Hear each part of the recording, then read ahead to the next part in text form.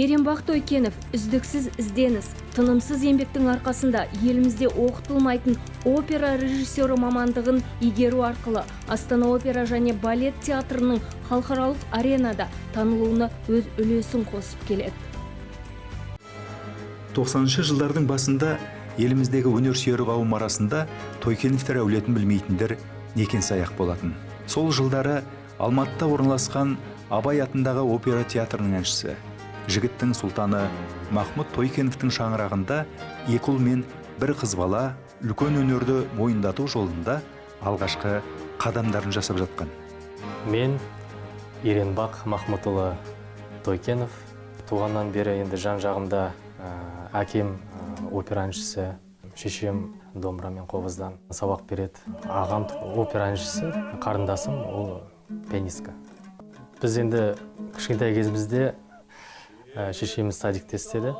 Әкеміз сол кезде дикторлық қызметін атқарды. Әкеміз Абай театрында миманс әртісі болып істейтін. Сол кезде бізді ағам екеуміз кейде алып баратын спектакльдерге. Менің ең бірінші барған спектаклім есімде қалған.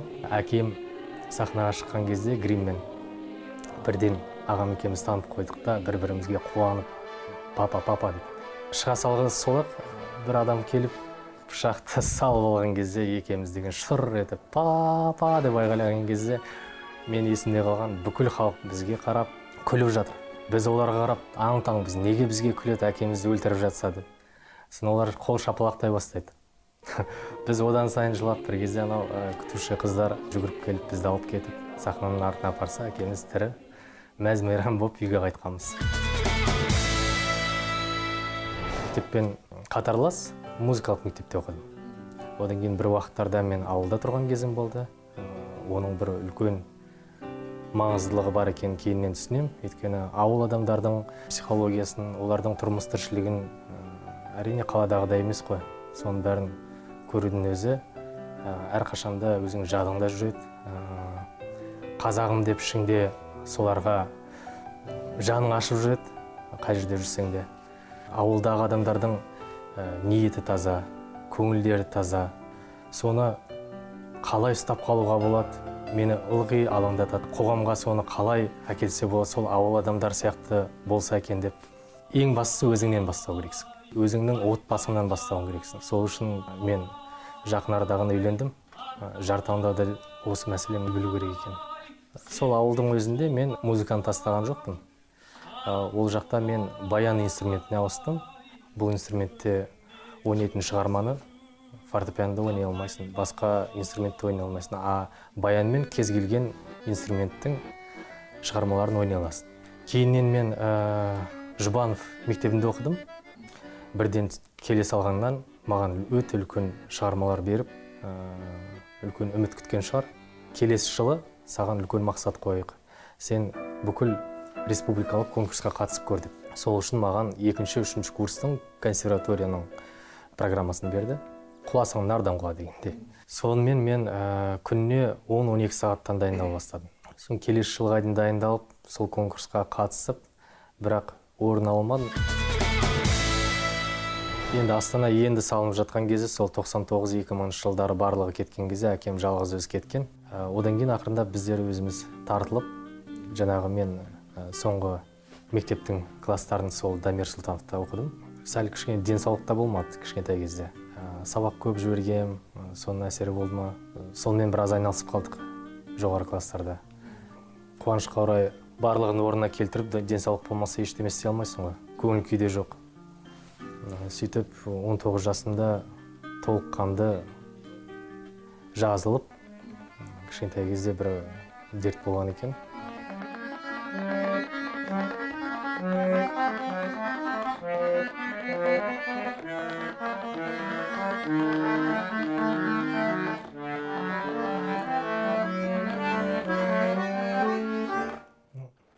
Дәл осы шығарманы 18 жасында мемлекеттік емтиханда тапсырған кезінде осы ақ клавишаларым қызыл қанға боялған болатын.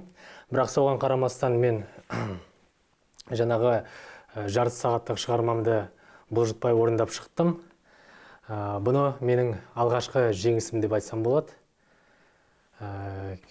және де менің өз өмірімдегі үлкен бір өзгеріс әкелген осы саусаққа байланысты. Сосын мен ары қарай осы инструментті алып жүретін жағдайым болмады. Сондықтан мен режиссураға кеттім. Опера режиссері болуды алдына мақсат етіп қойған қазақ баласы өнер жолында кездескен қат-қабат қиындықтарға қарамастан алған бетінен қайтпады.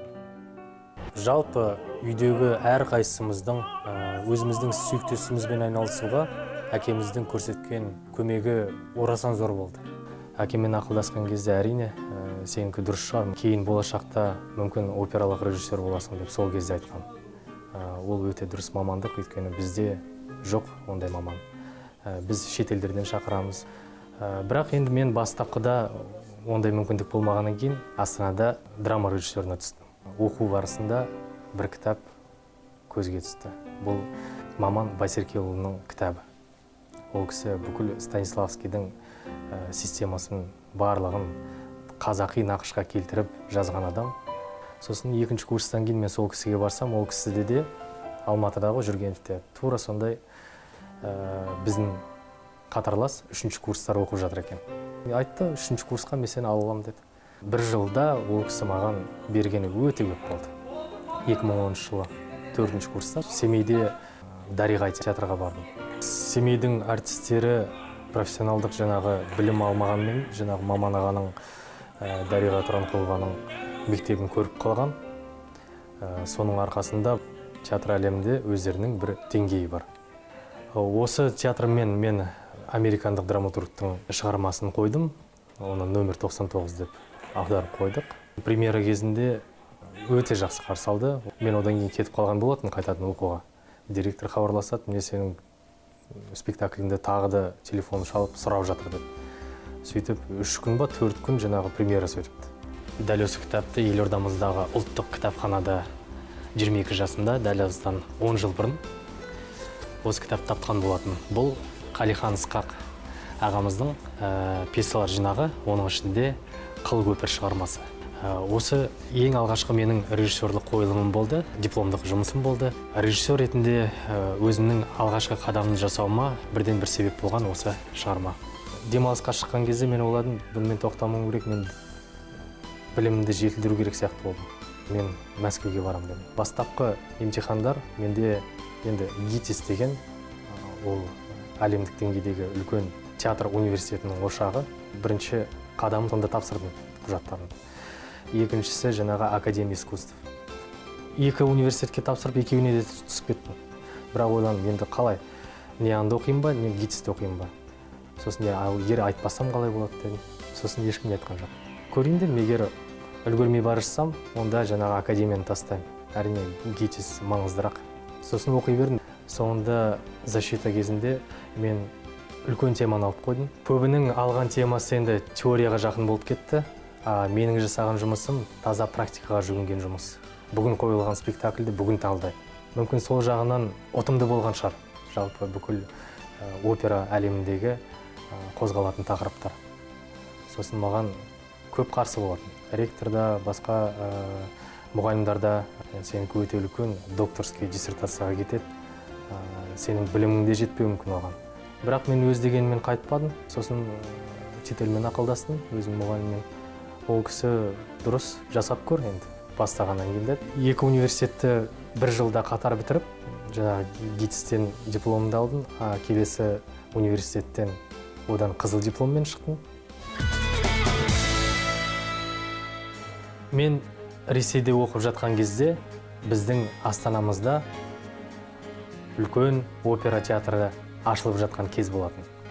Осы театрдың ашылуына менің мұғалімімді шақырыпты. Кузнецовты.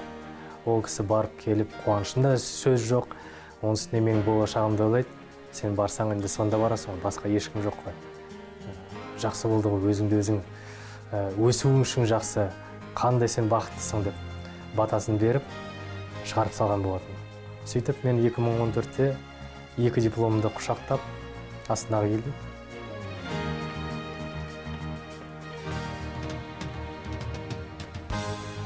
Мен бақыттымын.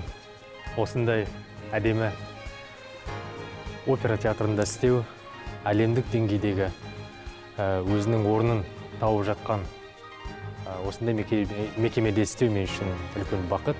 Оның үстіне осындай режиссура мамандығы бойынша режиссер ретінде осы Қазақстанда аз мамандықтардың ішінде өзінің орнымды тапқаныма әрине мен өте бақытты сезінемін өзімді.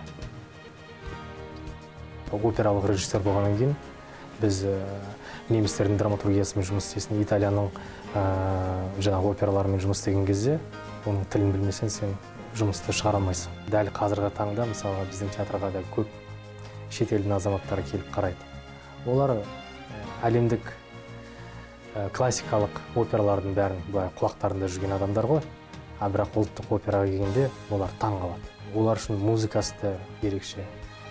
Адамдар декорациясы болсын, киімдері болсын, жалпы адамдар, артистердің өздері, олардың психологиясы да, барлығы олар үшін бір экзотика сияқты. Өте керемет қабылдайды. Келесі ұлттық шығарма қоямыз десек, олар соны асыға күтетін сияқты. Мен тек қана Ресей режиссерлары емес, жаңағы айтқандай Джанкарло Дель Монте бүкіл әлемге аты шығуы.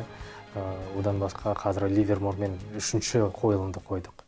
Ол кісінің мектебін көру мен үшін үлкен бақыт. Одан басқа қаншама шетелдік, итальяндық режиссерлармен таныстым. Сюда. Да, слишком, нет, в темноте остались. Вот прошли сразу максимально назад от сетки.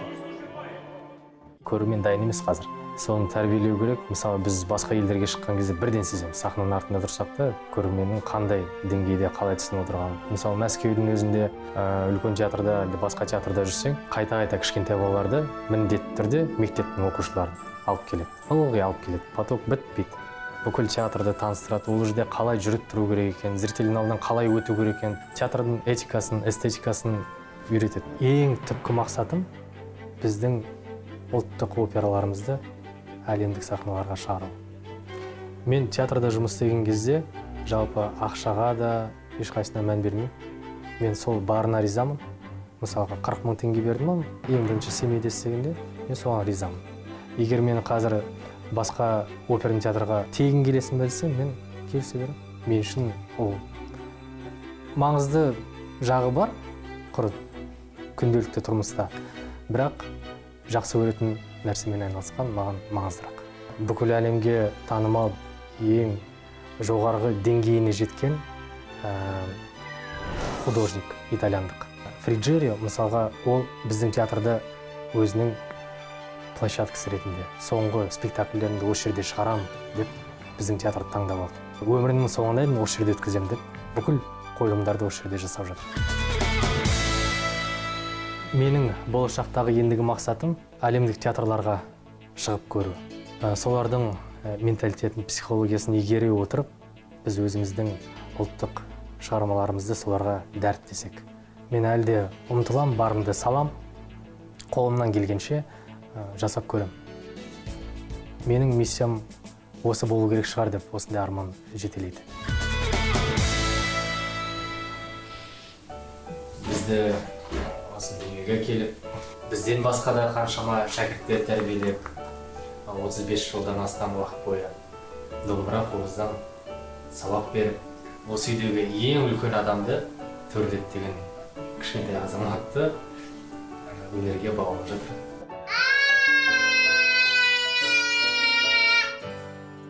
Одан кейін міне туған ағам, екеуміздің арамыз 1,5 жыл. Оның жанында жеңгем, жанында отырған менің жұбайым.